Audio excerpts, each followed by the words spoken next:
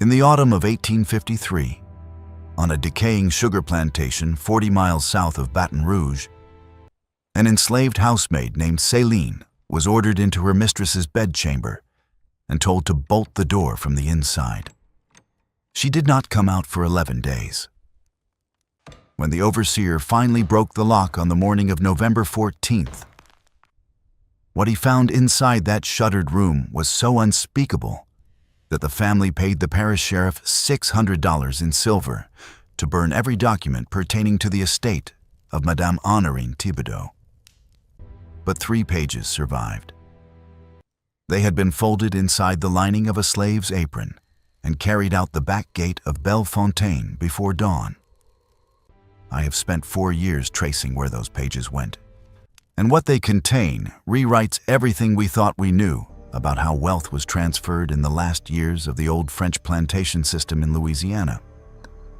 Before we continue with the story of Bellefontaine and what happened inside Madame Thibodeau's bedchamber, take a moment to subscribe to the channel. Ring the notification bell so you do not miss our next investigation. And tell me in the comments which state or city you are listening from right now. I want to know how far this story is reaching tonight. Now let me take you back.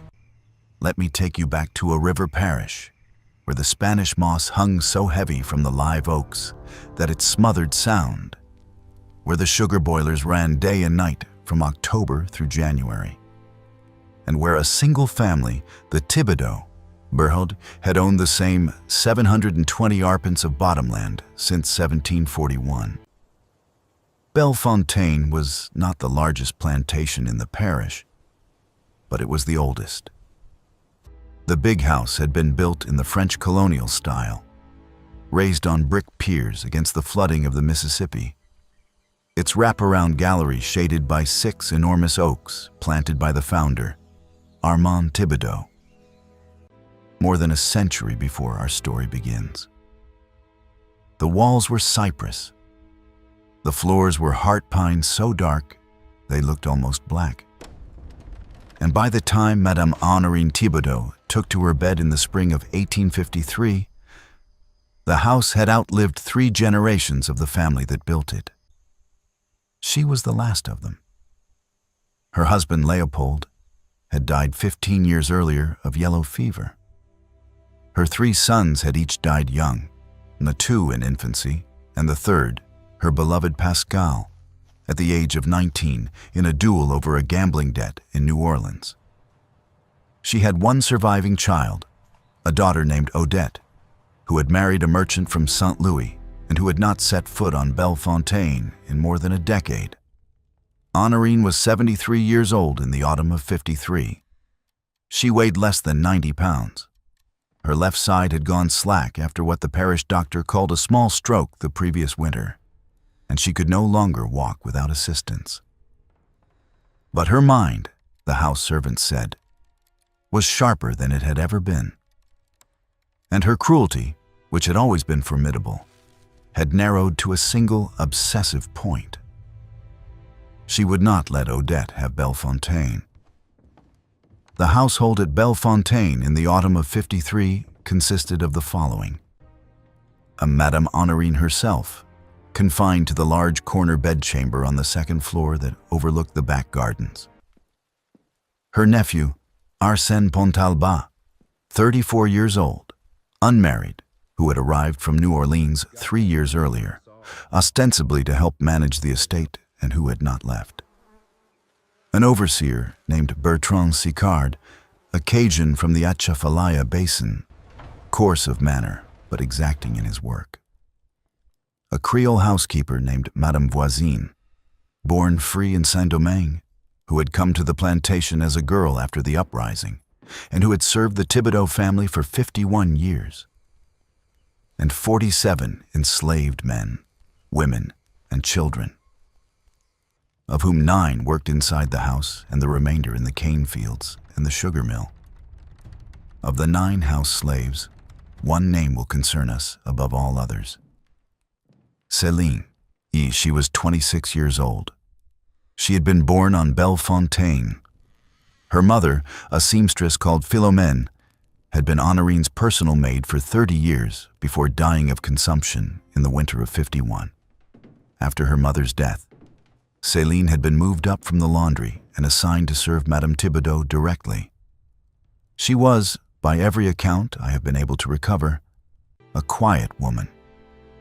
Tall for her time, nearly 5'9". Literate in French, which her mother had secretly taught her against the law. Steady hands. And according to the testimony of Madame Voisine given many years later to a Freedmen's Bureau officer in 1867, she possessed an unusual capacity to endure without complaint. Madame Voisine called it, in Creole French, une patience terrible, a terrible patience. More, the housekeeper meant it as praise. She would come to mean it as something else entirely. To understand what Bellefontaine smelled like and sounded like in the autumn of '53, you have to understand the sugar parish in that season. The harvest in Louisiana begins in October and runs until Christmas. Every plantation for 40 miles along the river was burning cane trash and boiling syrup at the same time. And the air from the middle of October onward was thick, with a sweetness so heavy it coated the back of the throat and refused to leave. At night you could see, from the upper gallery of any big house, the orange glow of a dozen sugar houses along the river, each one a smudge of light under a column of smoke that did not lift because the air was too still. The fields themselves were cut in sections, with the standing cane towering over the men who went into it with long curved knives at 4 in the morning, and who did not come out until the sun had gone down again. The slaves worked in gangs under the direction of drivers, the cane stalks falling in rows, the wagons hauling them to the mill, the rollers of the mill crushing them for the juice moving through a series of open copper kettles in which it was reduced and purified and, finally, granulated. The work did not stop. The fire under the kettles did not go out from October to December. The men who tended the boilers slept in shifts of 4 hours, and half of them were dead of accidents or exhaustion or pneumonia by the time they reached 40 years of age. This was the system Bellefontaine had run, unaltered in its essentials, since 1741. And the only thing that changed from generation to generation was the names of the people who tended it, and the slow refinement of the cruelty that was required to keep it functioning. By 1853, the plantation was producing roughly 400 hogsheads of sugar a year, at prices that fluctuated between 5 and 9 cents a pound on the New Orleans market. In a good year, it produced an income of perhaps $30,000. In a bad year, it produced nothing and had to be carried on credit from the factors on Gravier Street. The existing will of Madame Honorine, the one drafted in 1841 after the death of her husband, valued the estate as a whole, including the land, the buildings, the machinery, and the 47 enslaved persons, at somewhere between $120,000 and $150,000. In 1853, that was the equivalent of several million dollars in modern currency. It was, in other words, a fortune. And it was that fortune, and the century of accumulated blood that had produced it, that Madame Honorine was preparing to weaponize against her daughter in the last weeks of her life. Madame Voisine deserves a second paragraph. She was 63 years old in the autumn of '53. She had been born in Jérémie, on the southern coast of what was then the French colony of Saint-Domingue, to a free woman of color who operated a small dressmaking business. She was 12 years old in the summer of 1803, when her mother placed her aboard a schooner bound for New Orleans with 240 other refugees fleeing the final collapse of the French colonial regime. She had arrived in Louisiana with nothing. She had been taken into the Thibodeau household at the age of 14 as a kitchen helper, under an arrangement the details of which have been lost to the record. And she had risen over 5 decades to become, in all but title, the manager of the house. She had seen Leopold Thibodeau die, She had delivered 2 of Madame Honorine's children. She had laid out the bodies of both infants on the dining room table for the family to mourn. She had watched Pascal Thibodeau grow from a thoughtful boy into a reckless young man and had not been surprised, although she had been deeply grieved. When the news had come back from New Orleans that he had been killed in the duel. She had known Odette from birth. She had known Céline from birth. She understood everything that was happening in the autumn of '53, because she had spent 50 years watching the family that owned her for wages prepare this moment without knowing they were preparing it. And she had decided, though she had not yet told anyone, that she would not permit the old woman upstairs to finish her work. Bertrand Sicard, the overseer, was 39 years old. He was the son of Acadian fishermen from the Atchafalaya Basin, poorly educated, capable, violent when required, not sadistic by the standards of his profession, and loyal to whoever paid his wages. He had worked at Bellefontaine for 9 years, for he knew the cane fields better than any man on the plantation. He did not like Arsène Pontalba. He respected Madame Honorine in the way that a man respects a dangerous animal. And he had, over the previous summer, begun to wonder privately whether he should look for work elsewhere, because he could feel, without being able to name it, that something at Bellefontaine was coming to an end. The sugar harvest of '53 was meant to be the most profitable in 20 years. Prices in New Orleans were strong. The rains had come at the right times. The cane stood 11 feet high by the middle of October, and the mill was set to begin rolling on the 24th.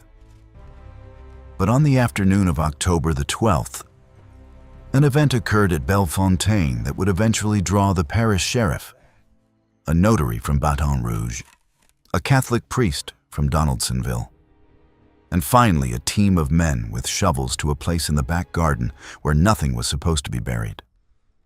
That afternoon, Madame Honorine summoned her nephew Arsène to her bedchamber. She had been refusing to see him for 8 days. When he arrived, she was sitting upright against her pillows, which was itself unusual. And she held in her lap a sealed leather portfolio that Madame Voisine would later identify as the one in which Léopold Thibodeau had kept his most important private papers, and which had not been opened since his death. Arsène emerged from the bedchamber 40 minutes later. He was, according to the kitchen girl who saw him on the back stairs, white as linen. He went directly to the stables.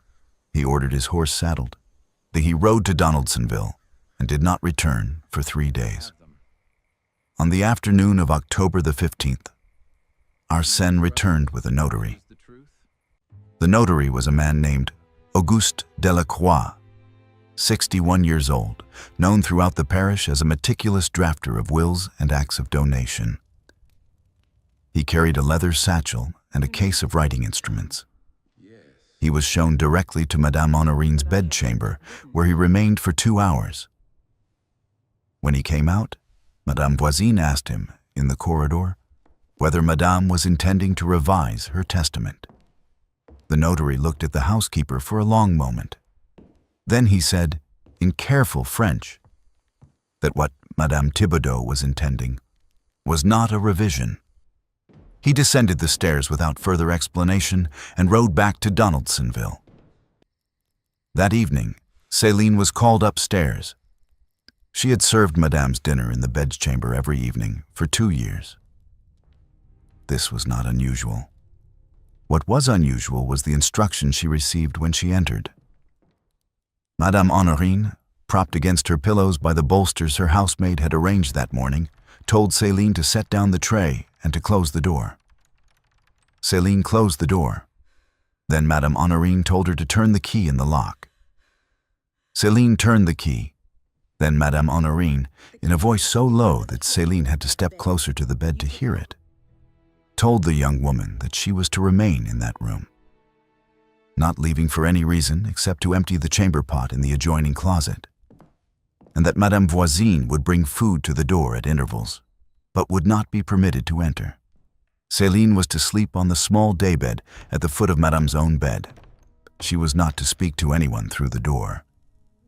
She was not to pass any object out of the room. And if anyone, including Monsieur Arsène, attempted to enter, Céline was to refuse.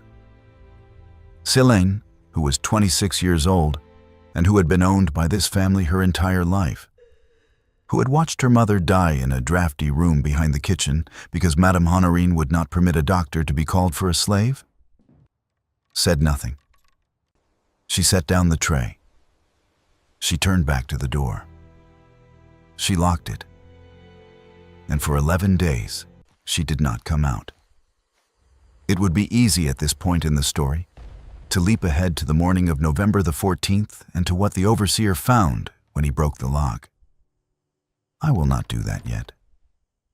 Because what matters most about Bellefontaine in the autumn of '53 is not what was found inside that room at the end, and it is what was being done inside that room during those 11 days.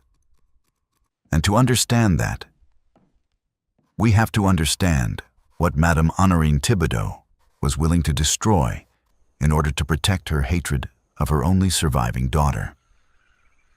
Odette Thibodeau had married, at the age of 19, a St. Louis merchant named Hyacinthe Caillou. Hyacinthe was American by then, though his family was of French descent from the upper Mississippi. He was a commission merchant in the river trade, respectable, prosperous, a Catholic. By every reasonable measure, he was an acceptable match for the daughter of a Louisiana planter. But Madame Honorine had never forgiven him for one thing. At the wedding dinner at Bellefontaine, Hyacinthe Caillou had made a remark in the presence of 14 guests, including the priest and the parish judge, to the effect that the days of the plantation system were numbered, and that a man of vision would prepare to diversify his wealth into northern manufactures and St. Louis real estate. He had meant it kindly, as advice to his new mother-in-law, whose husband had recently died and whose estate he worried might not survive the coming decades unaltered. Honorine had heard it as an attack on everything her family had built for 100 years. She had heard it as a prediction of her defeat. And she had begun, from that night forward, to plan how Odette and Hyacinthe Caillou would never inherit one arpent of Bellefontaine. By the laws of Louisiana, this was not easy. Louisiana, alone among the states, retained the Napoleonic Code, and with it, the doctrine of forced heirship. A parent could not simply disinherit a child. A portion of the estate, called the légitime, was reserved to the children by operation of law, and no will or act of donation could defeat it. If Odette was Madame Honorine's only surviving child, Odette was entitled, by the black letter of the law, to 3/4 of the succession. Honorine could give the remaining quarter, called the disposable portion, to whomever she pleased. But Odette's 3/4 she could not touch. Not by will, not by sale on favorable terms to a nephew, not by any ordinary act, unless Madame Honorine could prove, by documentary evidence filed before a notary, that Odette had committed against her mother one of the specific acts recognized by Article 1521 of the Civil Code as grounds for disinheritance. There were 10 such grounds in Louisiana in 1853. They included striking a parent. They included attempting to take a parent's life. They included refusing to ransom a parent held captive. Most of them required physical acts committed under specific witnessed circumstances. They were, in practice, almost impossible to prove. Except the ninth.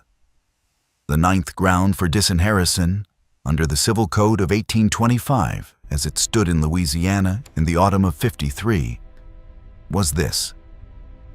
A child who had refused food to a parent in necessity could be disinherited by the parent, if the fact was established in authentic form before a notary and 2 witnesses, and if the act of disinheritance specified the cause, And if the cause was sworn to by the parent in writing under oath while of sound mind, Madame Honorine Thibodeau intended to swear in writing under oath before the notary Auguste Delacroix that her daughter Odette had refused to send her, during the previous winter of her illness, the remittances Odette had promised.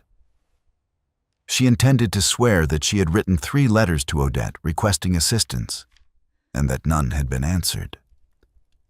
She intended to produce those letters, or copies of them in her own hand, and to produce also the drafts she claimed she had mailed and which she claimed her daughter had never acknowledged. She intended, in short, to fabricate in the intimacy of her locked bedchamber the documentary record of a crime that had never occurred. And she intended that Céline, the only person in the house who was to remain in the room with her, should be the physical instrument of that fabrication, because Madame Honorine's left hand was now useless, and her right hand had begun to tremble so badly in the previous month that she could no longer form her own letters with any consistency. She needed someone who could write, someone who could imitate her handwriting under her close supervision, someone who could not testify, someone whose presence in the room could be concealed, whose absence from her normal duties could be explained by illness, and whose silence could be guaranteed by ownership. She needed Céline. Before we go any further into what happened in that locked room, I want to ask you a question. Stop for a moment and consider it. In a society that held human beings as property, that forbade the enslaved to read or to write, that stripped them of every legal recognition as persons, what does it mean that the entire machinery of that society's inheritance, its wealth, property, its generational continuity, its carefully constructed legal fictions, could come to depend on the hand of a 26-year-old woman who had been taught to read in secret by her dying mother? If you are finding this story as disturbing as I found the documents that reveal it, please hit the like button right now. It genuinely helps the channel reach more people who care about the forgotten corners of American history. Let me know in the comments what you think Céline did. Madame Voisine was the first to understand that something was wrong. On the morning of the 13th of October, she brought a breakfast tray to the bedchamber door as instructed. The door opened only far enough for Céline's hand to emerge and take the tray. The housekeeper caught a glimpse of the room beyond. She saw Madame Honorine sitting at a small writing desk that had been moved from the window to the side of the bed. She saw papers. She saw an inkwell. She saw Céline standing behind Madame's chair with her hand, Madame Voisine later insisted, guiding Madame's hand across a sheet of paper. The carriage stopped here. Then the door closed. I believe you are mistaken. That evening, Madame Voisine went to Arsène. She told him what she had seen. Arsène was drunk, which was his condition most evenings by that point in the year. But you will suffer if I... He listened. He said that his aunt was entitled to the privacy of her own bedchamber. He said the housekeeper should mind her own affairs. He said that if Madame Voisine valued her position, she would not mention this to anyone else in the house. Then he poured himself another glass of brandy. But Arsène was not as indifferent as he pretended. That same night, after Madame Voisine had gone to her own quarters, he walked up the stairs and stood outside his aunt's bedchamber for a long time. He heard, from within, the sound of his aunt's voice speaking in the low, continuous murmur of dictation. He heard the sound of a pen scratching against paper. He did not hear Céline's voice at all. He went back down the stairs. He wrote a letter to the notary Delacroix in Donaldsonville. He gave the letter to the stable boy with instructions to ride before dawn. And then he began to wait. What Arsène wanted, in the autumn of '53, was a little more complicated than it appeared. He was Madame Honorine's nearest male relative after her daughter. He was a Pontalba on his mother's side, a Thibodeau by blood through his grandfather. He had come to Bellefontaine in the spring of '50 because he had gambled away his own inheritance in the New Orleans faro houses and he had nowhere else to go. His aunt had taken him in reluctantly. She had given him the north guest room and an allowance of $40 a month. She had made clear repeatedly, in his presence and in the presence of others, that he would inherit nothing. The estate was to go 3/4 to Odette by forced heirship, and 1/4 by will to the Catholic Diocese of New Orleans for the maintenance of a charity hospital. The diocese, not to Arsène, not one picayune to Arsène. But in the last 2 years, something had changed. Madame Honorine's health had collapsed. Her hatred of her daughter had grown into something monstrous. And Arsène had begun to understand that if he was patient, if he was useful, if he was present when the notary came, he might find himself named in the New Testament for a larger share than the disposable quarter would ordinarily suggest. He had, in fact, believed until October the 12th that this was what was happening. He had believed that his aunt was making him her residuary legatee, that she would use her disposable portion to give him everything she legally could, and that he would manage the remaining 3/4 on Odette's behalf as executor. For years, perhaps decades. But what he had heard in his aunt's bedchamber on October the 12th, when he had been summoned and shown the sealed leather portfolio, was something else entirely.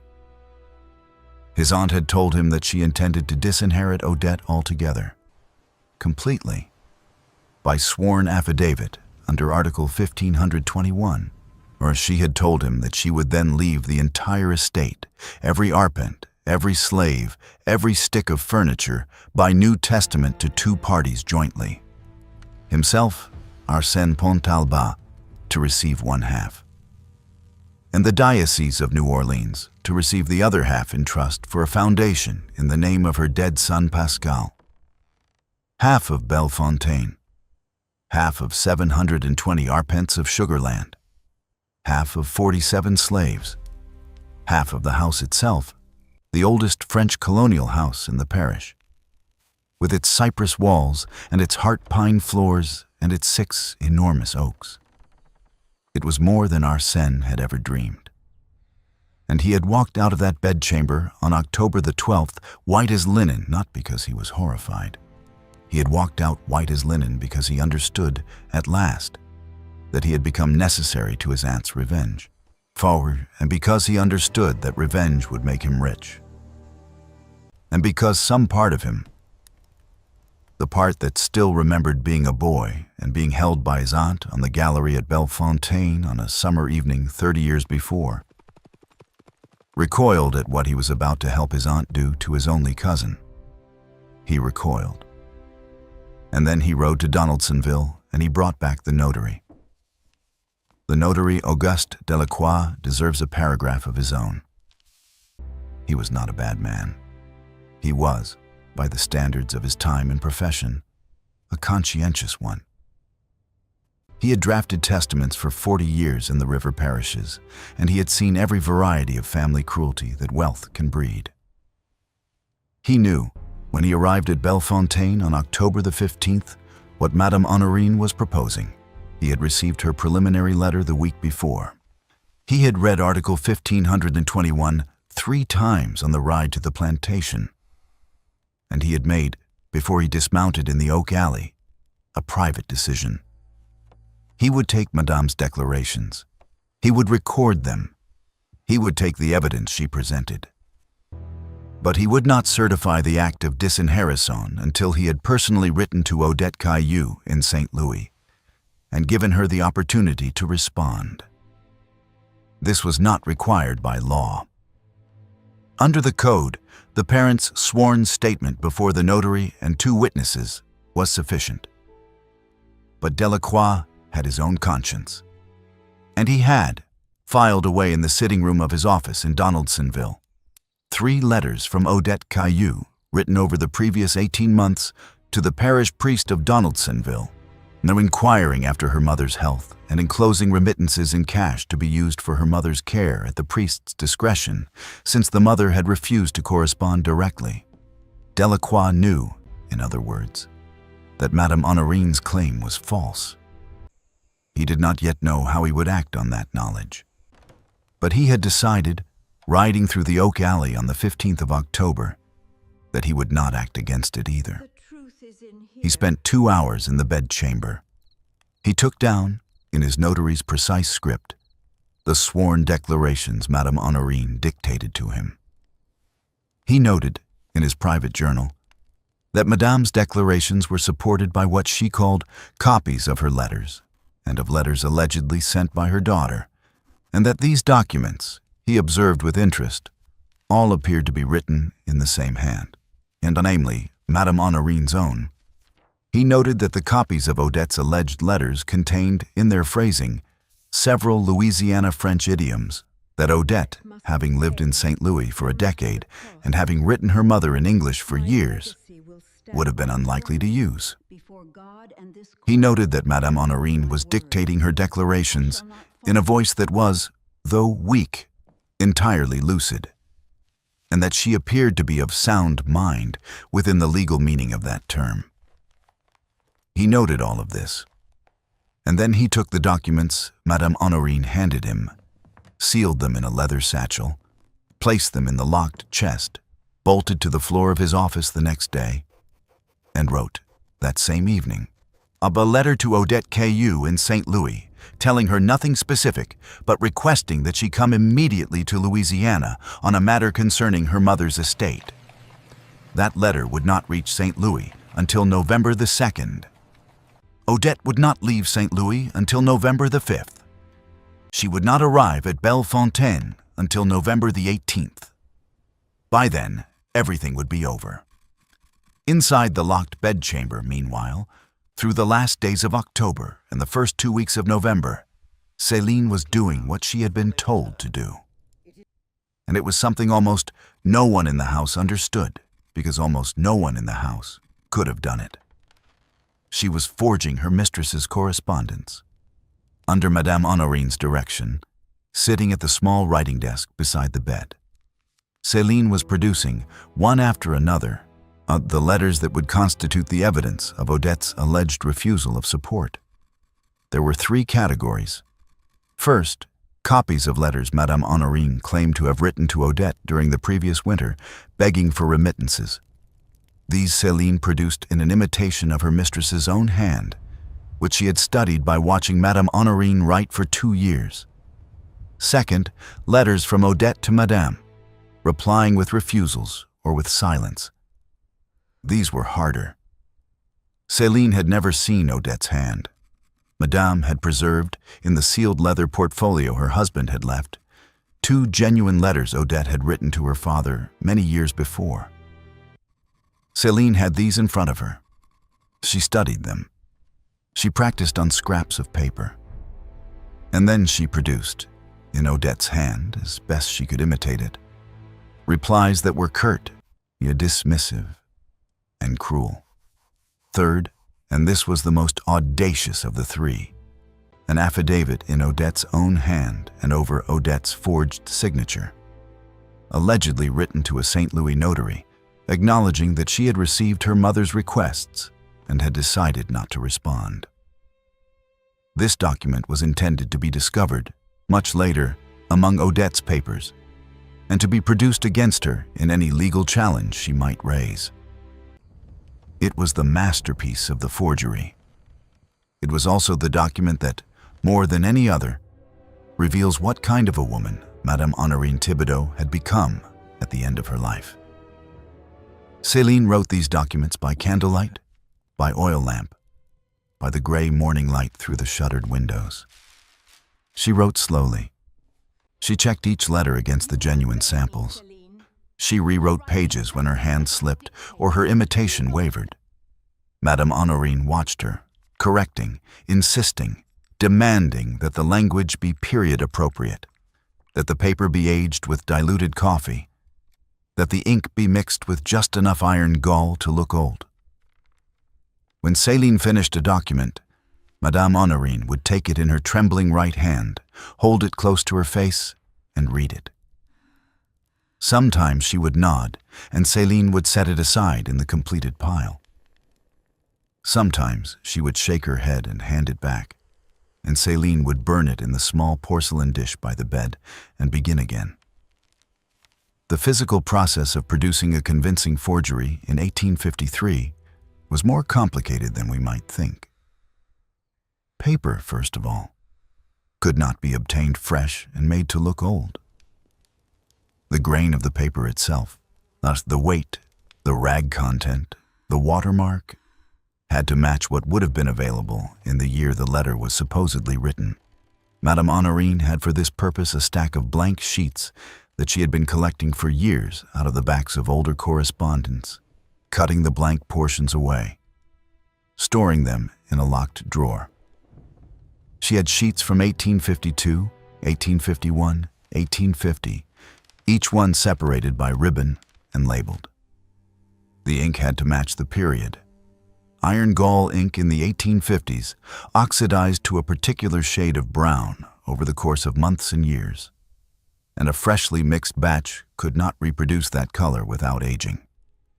Madame had prepared, also in advance, a small bottle of heavily oxidized ink, held back from her husband's correspondence after his death in '38, which she had diluted and was now reserving for the most critical documents. The diluted coffee was used not on the whole page, but in small spots at the corners, simulating the natural foxing that old paper develops. The folds had to match the pattern a letter would have acquired from being folded into an envelope, carried in a saddlebag, unfolded, refolded, stored in a drawer. Céline learned to simulate all of this. She learned it in 3 days. The handwriting itself was the hardest part. A person's hand is as distinctive as a voice, and it changes in subtle ways over the course of a lifetime. Madame Honorine's hand in 1853 was not the hand she had written with in 1843, and a forgery dated 10 years earlier had to reflect that older hand, which meant Céline had to work not only from Madame's current handwriting, but from older samples Madame produced from the leather portfolio, letters Madame had written to her husband in the 30s, to her mother in the 20s. Céline had to learn 3 different versions of her mistress's hand and to produce each one consistently. Odette's hand, which Céline had only the 2 old letters to work from, was even more difficult. Odette, as a young woman, wrote with a rounder, more careful hand than she presumably used now. Céline had to extrapolate. She had to imagine what that hand would have become 20 years on, under the pressure of a merchant's household in St. Louis, and produce it. Madame Honorine, watching her, understood after the first day that she had chosen correctly. Céline's hand was better than hers had ever been. Céline's eye was more precise. Céline's patience with the slow, exhausting work of letter-by-letter imitation was greater than Madame's own would have been at any point in her life. There were moments, in the gray light of the early afternoon, when Madame Honorine watched the young woman bent over the writing desk, her dark hair catching the light from the oil lamp, her fingers moving the pen in small, deliberate arcs, and felt something she had not felt since her son Pascal had died. It was a kind of astonishment that this person, who by the laws she lived under was property, was producing with her own hand a technical accomplishment that Madame herself could not have produced, that a notary would be unable to detect, that would stand up in a court of law and strip a Thibodeau daughter of her birthright. When it was astonishment, and it was gratitude, and it was a particular kind of hatred that comes from understanding that the hand one depends on is the hand one has tried to keep from existing. For the first 3 days, Céline worked in silence. Madame Honorine spoke only to instruct. Céline answered only in monosyllables. They ate separately, Madame from the tray Madame Voisine brought, and which Céline had to carry from the door to the bedside. Céline from whatever was left after her mistress had finished. They did not speak to each other about what they were doing or why. But on the 4th day, something began to shift. And this is the part of the story that I had not expected when I first began to reconstruct it, and that changes its meaning entirely. Madame Honorine began to talk, not to instruct, not to dictate, to talk about her life, about her sons, about Pascal, who had died in the duel at 19, about the way Pascal had laughed, about the particular green color of his eyes, about her husband Leopold, whom she had loved and not loved, whom she had helped through 3 bad harvests in the 40s, whose gambling had nearly ruined them all, about her mother and her mother's mother and the founding of Bellefontaine by her grandfather Armand, who had come up the Mississippi from New Orleans as a boy and had cleared the first 100 arpents with his own hands and the hands of the 11 Senegambian men he had bought at the Chartres Street Market in the spring of 1740. About Odette. About the way Odette as a child had been afraid of the storms that rolled in off the Gulf, and how Honorine had sat with her daughter through those storms, and how she, Honorine, had believed in those moments that she loved her daughter more than she had ever loved anyone. About how that love had curdled into something she could not name. About how she hated her daughter now, how her hatred was the only thing keeping her alive. How she knew with perfect clarity that this hatred was evil and that she was going to die with it, and that she was going to take everything she had and throw it into the mouth of that hatred before she went. Céline listened. She kept writing. Sometimes Madame Honorine would fall silent for long stretches, and Céline would work alone, the only sound in the room the scratch of the pen. Sometimes Madame would begin to weep, which was not like her, and Céline would put down the pen and bring her water in the small silver cup. Sometimes Madame would reach out her trembling right hand, and Céline would take it, not as a slave takes the hand of her mistress, but as one woman takes the hand of another in the middle of the night, and would hold it until Madame fell asleep. The room itself, during those 11 days, took on a particular quality. The shutters were closed during the daylight hours because Madame could no longer tolerate bright light. The windows were cracked at night to let out the heat of the oil lamps and the closeness of the 2 bodies in the confined space. The air smelled of the ink and of the coffee used to age the paper, and of the camphor Madame Voisine sent up for Madame's rheumatism, and of the particular sour, sweet smell of illness that settles over any sick room after the first week. Alvin! There was a large carved armoire against the wall opposite the bed, its doors closed, which Madame had said nothing about and which Céline did not open. There was a small oratory in the corner, with a crucifix and a porcelain figure of the Virgin, before which Madame did not pray during those 11 days, which was itself a kind of statement. There was the writing desk, covered increasingly with papers in 3 separate piles, the completed forgeries, the rejected drafts awaiting burning, and the blank sheets waiting to be used. There was the bed, enormous, dark mahogany, carved with grapes and vines, in which Madame had been born 73 years earlier, and in which she would die 11 days hence. There was the daybed at the foot, where Céline slept. There was the porcelain basin on the stand by the window where Céline washed, in cold water, once a day. And there was, outside the locked door, the rest of the world, which did not know what was happening inside the room, and which, through Madame Voisine's careful management, was being kept from asking. On the 5th day, Madame asked Céline to read aloud to her. Her eyes had grown too weak for sustained reading, and she wanted to hear the pages of a book of sermons by a 17th-century French bishop that she had kept on her bedside table for 40 years. Céline, who had never been permitted to acknowledge her literacy to her mistress, hesitated. Madame said, without looking up, that they were past the point of pretending. So Céline read. Her French was careful, her pronunciation formal, her voice lower than the housekeeper had ever heard her speak. Madame listened with her eyes closed. When Céline finished a passage, Madame would sometimes comment, sometimes correct the pronunciation of an archaic word, sometimes simply ask her to go on. How can it be? For an hour each afternoon, for the remaining 6 days, they did this.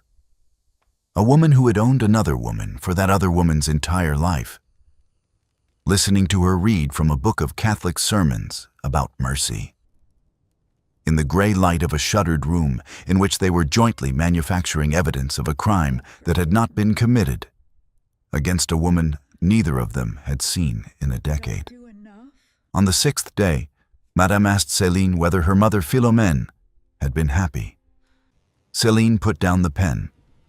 She considered the question for a long time. She said at last that she did not know whether her mother had been happy. She said that her mother had loved her. She said that her mother had taught her to read in a corner of the kitchen on Sunday afternoons when the family was at Mass, using a stick to trace letters in a flour-dusted surface of the work table so that no written evidence would survive. She said that her mother had told her many times that learning was the one thing that could not be taken away once it was in the head. She said her mother had been proud of her. She did not say whether she herself had been happy. Madame did not ask. On the 7th day, Madame asked Céline what she wanted, not as an instruction, not rhetorically, as a question. What did Céline personally want from her life, if she could have anything? Céline did not answer for a long time. Then she said, in a voice so quiet Madame had to lean forward to hear it, that she wanted to live somewhere where no one could knock on a door and take her away. That was all she said. Madame did not respond. She closed her eyes, and she did not open them again for 2 hours. On the 8th day, Madame Honorine asked Céline a question. She asked it without looking up. She asked in French whether Céline had loved her own mother, Philomène. Céline answered that she had. Madame asked whether Céline thought Philomène had loved her. Céline answered that she had. Madame was silent for a long time. Then she said, in a voice so thin it was almost breath, that she wished she had allowed the doctor to come to Philomène in the winter of '51. She did not apologize. She did not ask for forgiveness. She simply said the sentence in the flat way she might have said that it was going to rain. And then she went back to dictating the next letter. On the 10th day, Céline did something that she had not been instructed to do, that she had not planned, that she had not, as far as I can tell from what survives, even fully understood she was doing until the moment was past. She switched. She was writing, at that moment, the third and most dangerous of the forgeries. The affidavit in Odette's hand over Odette's forged signature, acknowledging refusal to support her mother. She had been working on it for a day and a half. Madame Honorine, exhausted, had dozed off at around 3 in the afternoon, her head fallen forward on her chest, her breath ragged. Céline looked at her sleeping mistress. She looked down at the document she was producing. And instead of continuing in the hand of Odette, producing Odette's false confession, she began very quietly to write something else. She wrote in her own hand, on a fresh sheet of paper, the truth. She wrote that she, Céline, property of Madame Honorine Thibodeau of Bellefontaine Plantation in the parish of Iberville, Louisiana, aged approximately 26 years. Being instructed by her mistress to produce forged correspondence intended to establish false grounds for the disinheritance of Madame Odette Caillou of St. Louis, did hereby state, under such oath as a person in her condition could give, that the said correspondence was forged by her own hand under duress, under her mistress's dictation, in the locked bedchamber of Madame Thibodeau over the course of the preceding days. She listed the specific documents she had produced. She described the methods used to age them. She named the persons who had entered the bedchamber, the notary Delacroix, and the date. She named herself. She signed it. She had been taught to read and write by her mother, Philomène. Her mother, Philomène, had been taught by a previous mistress at a plantation near Pointe Coupée decades before, and had carried the skill in secret through her life, and had passed it in secret to her daughter. And now, in a locked room in the autumn of '53, that secret literacy, smuggled through 2 generations of enslaved women, was being used to produce the only honest document in the entire affair. Céline folded the paper. She hid it in the lining of her apron, between the inner and outer layers, where she had slit the seam 2 days before for exactly this purpose. She returned to the forgery. She completed it in Odette's hand. She set it on top of the pile. On the morning of November the 14th, Madame Honorine did not wake up. Just as the horror in this Louisiana plantation house reaches its darkest hour, I want to ask you something. If what you are hearing tonight is holding you the way it held me when I first uncovered these documents, please share this video with a friend who loves dark American history.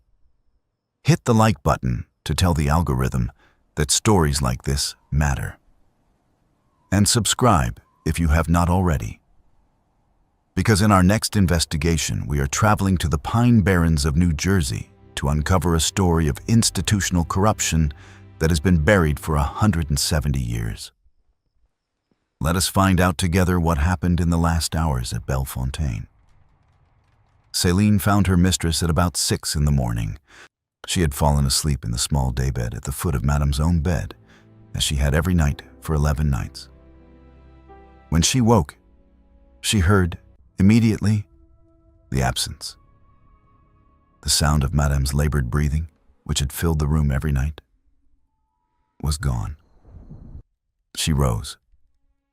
She crossed to the bed. She put her hand on Madame's cheek. It was cool.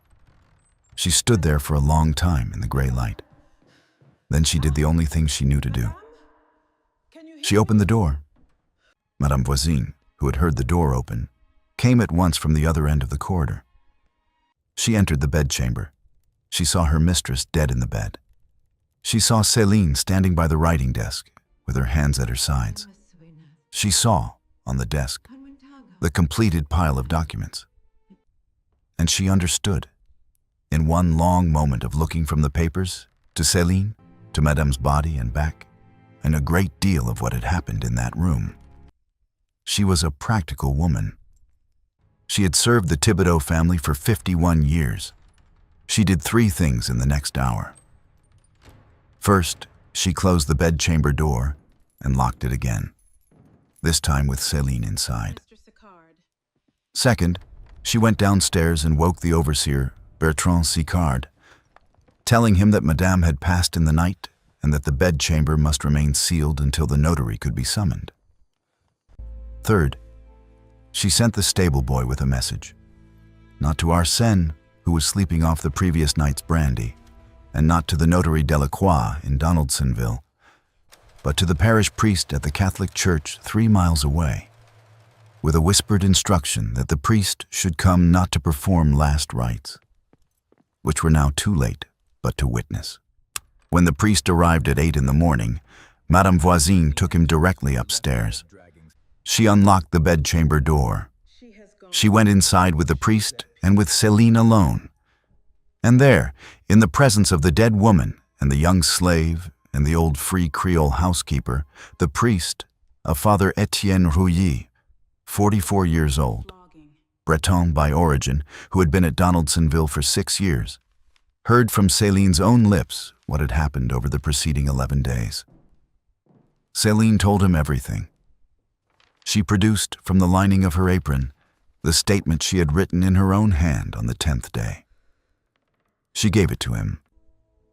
She told him that she did not know what would happen to her now, but that she wanted the truth to exist somewhere in the world, outside this room, where her mistress could no longer reach it. The priest read the statement. He read it twice. Then he did something that I believe saved Céline's life, though it cost him his position in the diocese within the year. He took the statement. He folded it. He placed it in the inner pocket of his cassock. Then he turned to Madame Voisine and he said, in French, a single sentence. The sentence, recorded later in Madame Voisine's Freedmen's Bureau testimony of 67, was this. We will say, he said, that Madame was alone. They went back downstairs. They met Bertrand Sicard and Arsène, who had now been woken, and they told them that Madame had died in the night, alone, having dismissed her maid the evening before. Céline was sent back to the laundry quarters. The bedchamber was open to the family. The pile of documents on the writing desk was gathered up by Arsène, who knew immediately what they were, and who, in a moment of decision that I believe was the only honorable act of his adult life, said nothing to anyone about the fact that the ink on several of them was still less than 3 days dry. Arsène, you see, had also understood something in the last 2 weeks. He had understood that if those documents reached the notary Delacroix, and if they were entered into the record, and if Odette were in fact disinherited by authentic act of Article 1521, then a vast new legal dispute would open up. The diocese would challenge the document. Odette and her husband Hyacinthe Caillou would fight it in the courts. The handwriting would be examined by experts in New Orleans. The forgeries might or might not be detected. The case might go on for a decade. And even if Arsène and the diocese won, Arsène's share would be consumed by lawyers. Whereas if Madame died without executing the New Testament, the existing one, which gave the disposable quarter to the diocese and the forced 3/4 to Odette, would stand. Arsène would inherit nothing under the old will. But, under Louisiana law, as Arsène knew, if Odette died without children, which she had so far not produced, Arsène would be next in line as Madame's nearest collateral relative. And Odette was 41 years old, sickly, and childless. And there was, in 1853, no reliable treatment for the condition Arsène had been quietly told by the family physician in St. Louis, through a mutual acquaintance, that his cousin was suffering from. Arsène burned the documents that evening, all of them, and in the fireplace of Madame's own bedchamber, including, had he noticed it, the sheet of paper in Céline's own hand that Father Rouilly had already taken away. Odette arrived at Bellefontaine on November the 18th. She was met at the front gallery by Arsène and by the notary Delacroix, who had been summoned for the reading of the will. The will was read. It was the old will, the one that gave her the forced 3/4 and the diocese the disposable quarter. Odette wept, not for her mother, but from the release of 10 years of dread over what her mother might have done. Hyacinthe Caillou, her husband, took possession of the estate on her behalf within the week. Arsène Pontalba was given $2,000 and his horse and told, civilly, that he was no longer welcome at Bellefontaine. He went back to New Orleans. He died 4 years later of typhus in a boarding house near the French market, and he was not missed. Odette lived for another 11 years. She never had children. She died of the condition her mother had known about and had not named, a cancer of the breast, in St. Louis in the summer of '64, while her husband's commission firm was being ruined by the Union blockade of the lower Mississippi. Bellefontaine passed, in accordance with her will, to her husband Hyacinthe, who sold it in 1869 to a northern consortium. The house was used as a rice mill for 30 years. It burned in 1902. The foundations can still be seen in a cleared field 2 miles off the river road by anyone who knows where to look. Our Father Etienne Rouilly left the parish of Donaldsonville in the spring of 1854 under what the diocesan records describe as a disagreement with his bishop. He went north. He served a small mission parish in Illinois for 20 years. He died in 1876. Among his papers, when they were sent back to the diocesan archive in New Orleans after his death, was an envelope marked in French with a single phrase: "The truth from Bellefontaine." Inside were 3 sheets of paper. 2 were his own notes, made after the events of November 14th. The 3rd was Céline's statement, in her own hand. That envelope sat in the diocesan archive, unfiled and uncatalogued, for 97 years. It was discovered in 1973 by a graduate student working on a dissertation about Louisiana succession law. For the student did not understand what he had found. He photocopied the documents and returned the originals to the folder. The photocopies went into his research file. The research file, after he abandoned the dissertation and left academia, was donated in 2008 to a small historical society in Baton Rouge. It sat in a box for 11 more years. I found it in the autumn of 2019 by accident, while looking for something else. As for Céline, Madame Voisine, in her Freedmen's Bureau testimony of 67, states that Céline remained at Bellefontaine under Hyacinthe Caillou's ownership for 7 more years, working as a seamstress in the household, never speaking of what had happened in the locked room. In the summer of 1861, and when Louisiana seceded, and Hyacinthe began to fear that his property north and south would be disputed by both sides of the coming war, he executed, in New Orleans, an act of emancipation for 11 of his wife's inherited slaves, including Céline. The act survives. It is on file at the Louisiana State Archives. Céline's emancipation was unconditional. She received, with it, a sum of $180 in silver and a letter of introduction to a free Creole family in New Orleans with whom she could take shelter. She used the money and the letter. She went to New Orleans. She worked as a seamstress in the Faubourg Marigny through the war. She married, in 1868, a free man of color named Jean-Baptiste Lafleur, who worked as a clerk for a cotton factor on Canal Street. They had 2 children. She lived until 1891. She is buried in St. Louis Cemetery No. 2 in New Orleans, in a small above-ground tomb that still stands, though the name on the marble has almost weathered away. She never, as far as the surviving record shows, spoke of what happened in the locked bedchamber at Bellefontaine in the autumn of '53. Not to her husband, not to her children, not to the Freedmen's Bureau.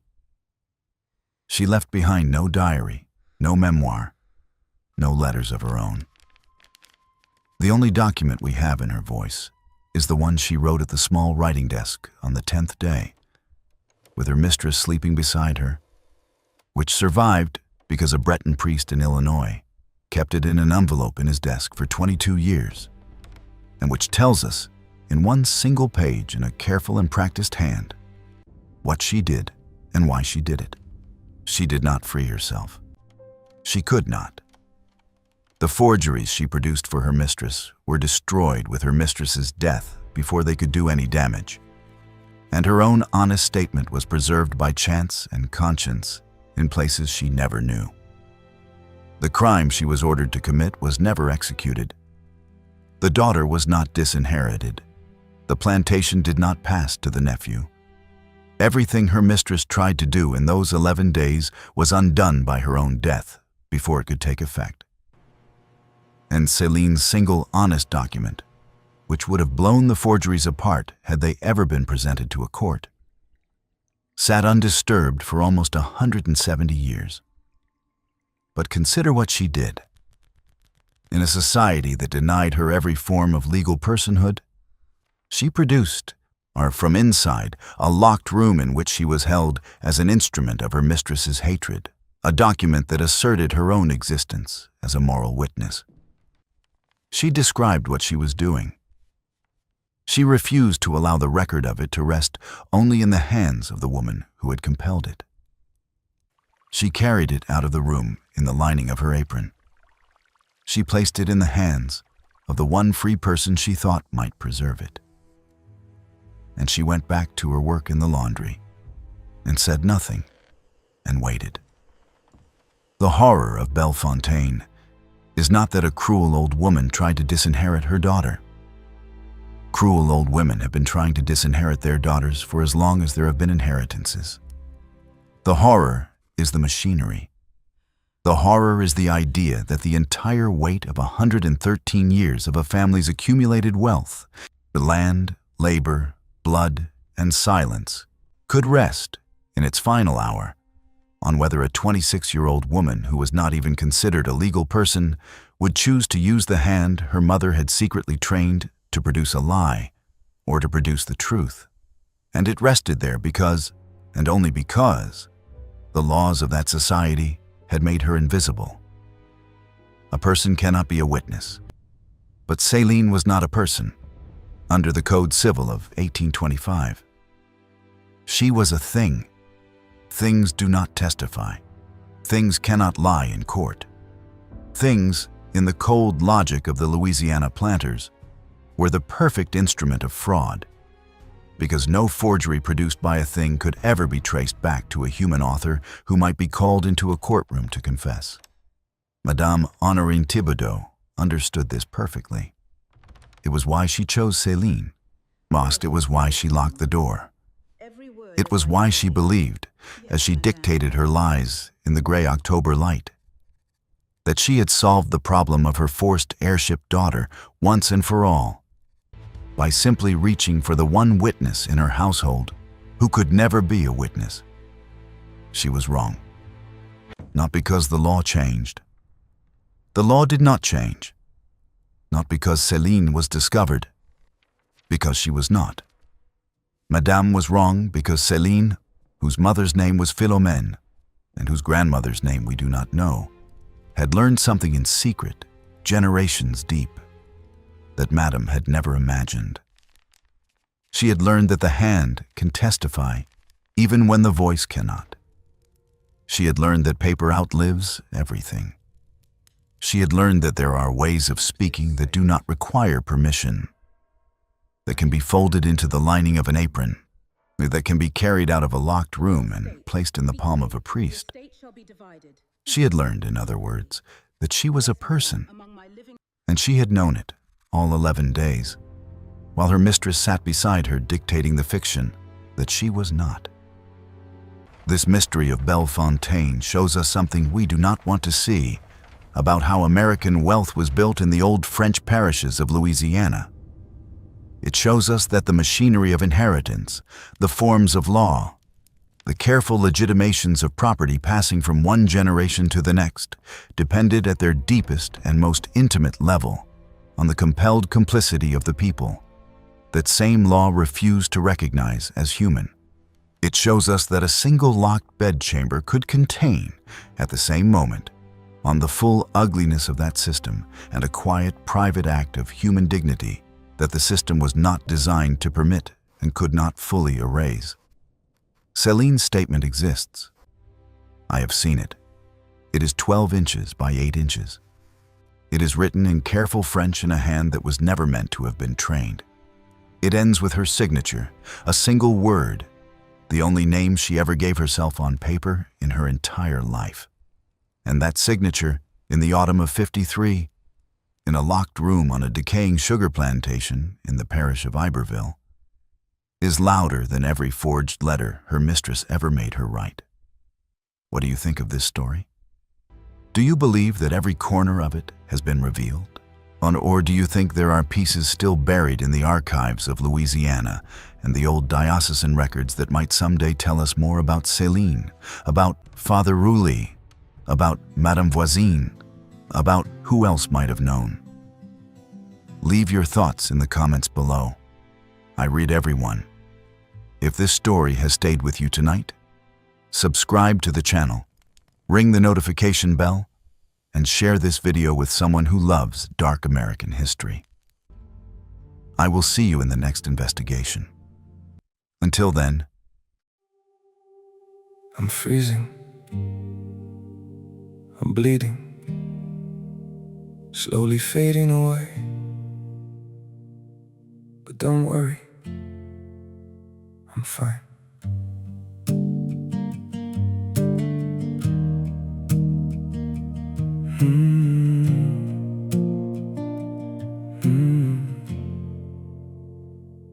The cold has settled in my heartbeat, like winter living in my veins. Every breath feels numb and fragile. Every smile just hides the pain. I'm breaking quietly in silence, falling slow without a sound. Yet I keep saying I'm okay, while my world burns to the ground. I'm frozen here, I'm bleeding slowly, dying piece by piece inside. But I still whisper, it's alright, just to keep you from goodbye. I'm shattered, love, but don't you worry, I'll pretend till my last breath. Even while my soul is fading, I'll say everything's okay. Maybe pain just learned to live here. Maybe sorrow feels like home. So I wear my wounds like armor and survive them all alone. I'm frozen here, I'm bleeding slowly, dying piece by piece inside. But I still whisper, it's alright, just to keep you from goodbye. I'm shattered, love, but don't you worry, I'll pretend till my last breath. Even while my soul is fading, I'll say everything's okay. If you ever see me smiling, no, it's just my last defense. 'Cause sometimes love means hiding how much you're suffering. No, I'm frozen here, I'm bleeding slowly, dying piece by piece inside. But I still whisper, it's alright, just to keep you from goodbye. I'm shattered, love, but don't you worry, I'll pretend till my last breath.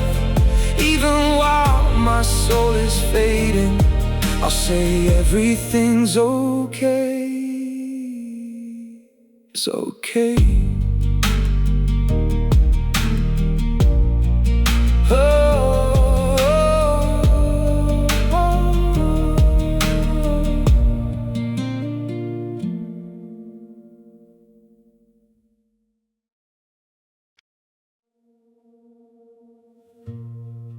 Don't pity me. My heart doesn't need your mercy. I can still stand on my own.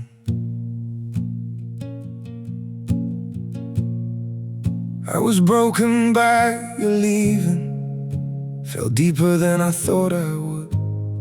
But pain has taught me how to heal now and survive what once I couldn't. You don't have to look back sadly, don't reach out with guilty hands. What you shattered made me stronger. Now I rise where I once collapsed. My heart doesn't need your pity, not another empty sign. I've got enough strength left within me to rebuild this life of mine. My feet are steady through the sorrow, I can stand through all the pain. You don't have to save me, darling, I'll learn to breathe again. I once begged for your affection, now I've learned my worth in scars. And the man you left in pieces found his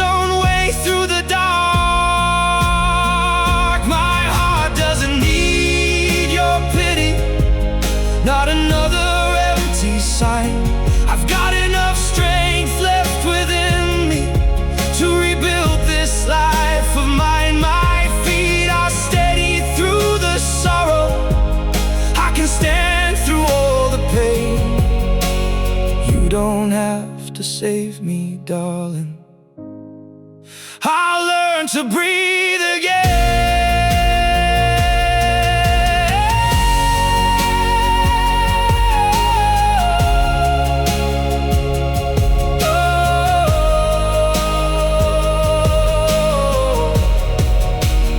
So keep your sympathy behind you.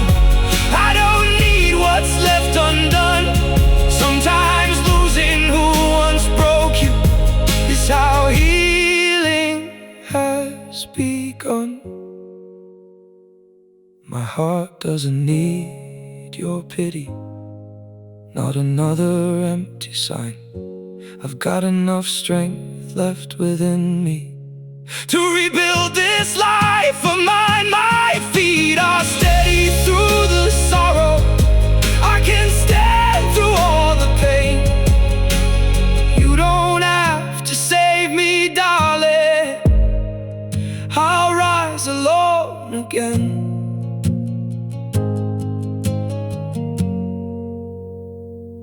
I'll rise alone